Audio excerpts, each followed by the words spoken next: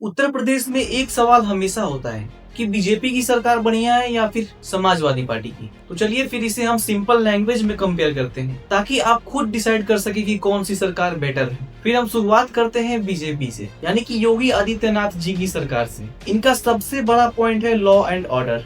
BJP सरकार ने encounters, mafia के खिलाफ क्रैकडाउन और इलीगल प्रॉपर्टीज बुलडोज करने जैसे के कदम उठाए। और सपोर्टर्स कहते हैं कि इससे यूपी में क्राइम घटता हुआ दिखाई दे रहा है और पब्लिक को सिक्योरिटी से सेंस मिला। और इंफ्रास्ट्रक्चर में भी बीजेपी का पेस काफी अच्छा रहा। पूर्वांचल एक्सप्रेसवे, नए airport, metro expansion, large scale project चल रहे हैं। और इन्वेस्टमेंट को अट्रैक्ट करने के लिए ग्लोबल स्ट्रक्चर समिट हुआ और वेलफेयर स्कीम में राशन, उज्ज्वला गैस, पीएम आवास और टॉयलेट लार्ज स्केल डिस्ट्रीब्यूशन हुआ। लेकिन क्रिटिसिज्म भी है। एनकाउंटर पर ह्यूमन राइट का सवाल, राइजिंग प्राइसेस, रूरल इकोनॉमी की स्लो ग्रोथ और माइनॉरिटी कम्युनिटी को टारगेट करने का आरोप। अब बात करते हैं समाजवादी पार्टी यानी कि अखिलेश यादव की सरकार की। एसपी सरकार को यूथ ओरिएंटेड माना जाता है। Free laptop scheme, unemployment allowance जैसे स्टेप्स ने काफी पॉपुलैरिटी दी। और इंफ्रास्ट्रक्चर में भी समाजवादी पार्टी का बहुत ही बढ़िया रोल था। आगरा लखनऊ एक्सप्रेसवे, लखनऊ मेट्रो की शुरुआत, गोमती रिवर फ्रंट प्रोजेक्ट और आईटी सिटी,